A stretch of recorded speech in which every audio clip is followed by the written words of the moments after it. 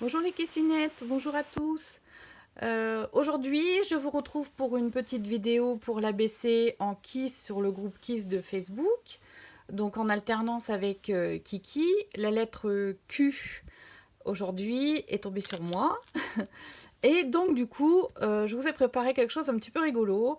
On va faire de la peinture pétillante ou de la peinture éruptive.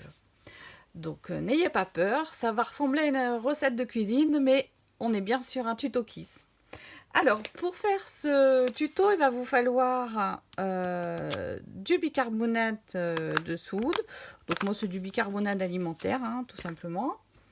Il va vous falloir du vinaigre ménager, du vinaigre blanc, hein, tout simple. Hein, celui qu'on utilise pour détartrer nos cafetières.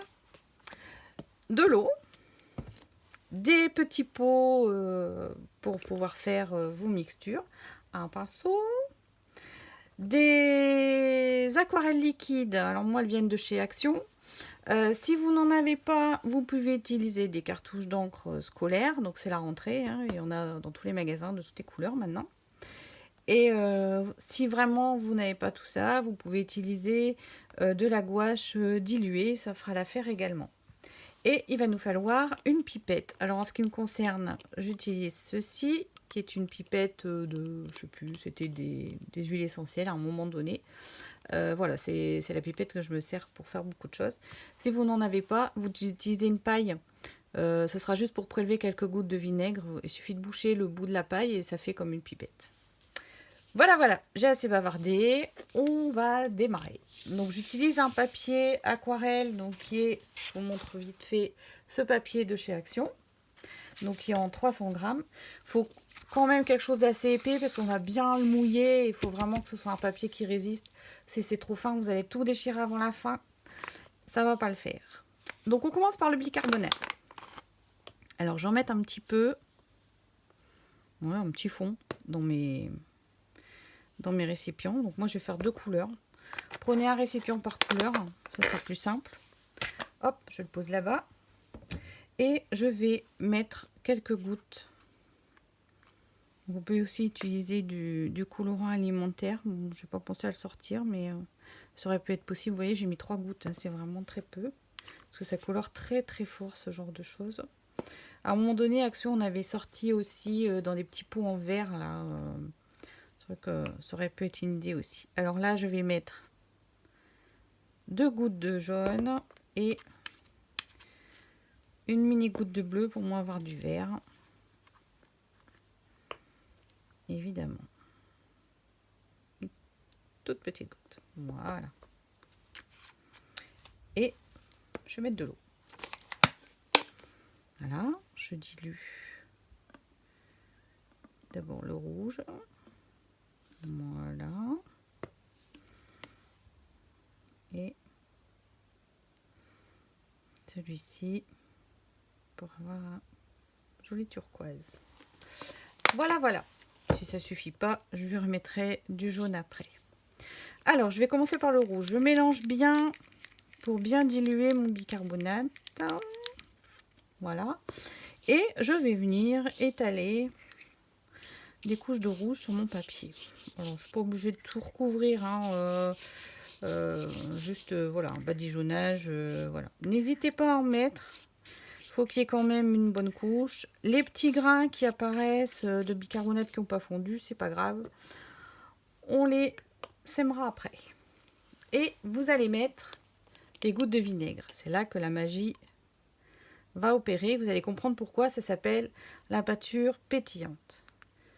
Hop, et ça pétille. Alors avez-vous bien vu, je suis bien devant la caméra. Je vais remonter le papier vers vous. Vous voyez quand ça pétille? Et alors vous entendez peut-être un petit bruit, c'est normal, ça fait pshhh. Voilà, donc je fais ça à plusieurs endroits sur ma peinture rouge. Alors plus on met de vinaigre, plus ça pétille.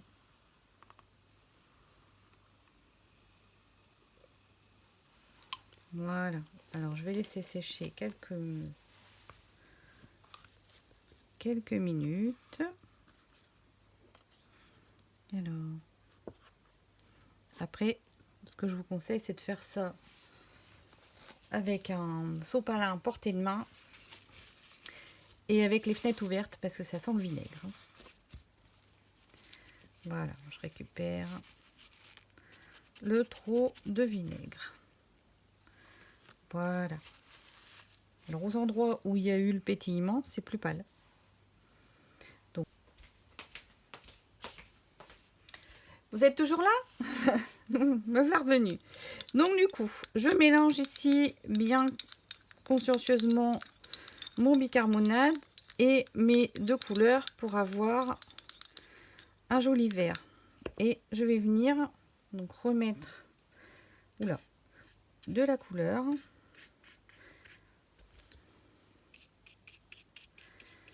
Là où j'avais laissé blanc, tout le tour. Voilà. Et mes couleurs vont travailler ensemble.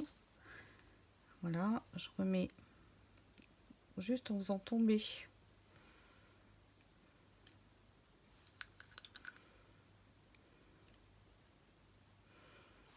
Vous voyez ce que ça fait quand il y a le vinaigre?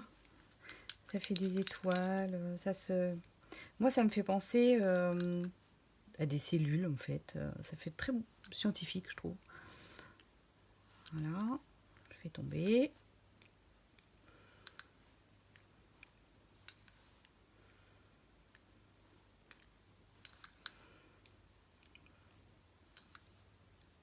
Alors pour faire ça, soit on fait très attention à la maîtrise de ses gestes, soit on protège bien son plan de travail. Moi, j'ai mis un tablier, comme ça, je crains rien. Alors, j'ai remis ma deuxième couleur au-dessus. Déjà, mon fond, je le trouve bien sympa comme ça. Et je vais remettre, encore une fois, du vinaigre. Donc, j'essaie de viser sur mes gouttes pour avoir la réaction chimique. J'adore. J'ai l'impression d'être une petite chimiste.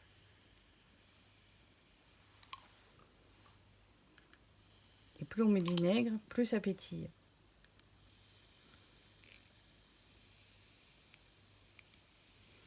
Voilà. Ensuite, alors moi j'y touche plus là parce que je veux garder cet effet là.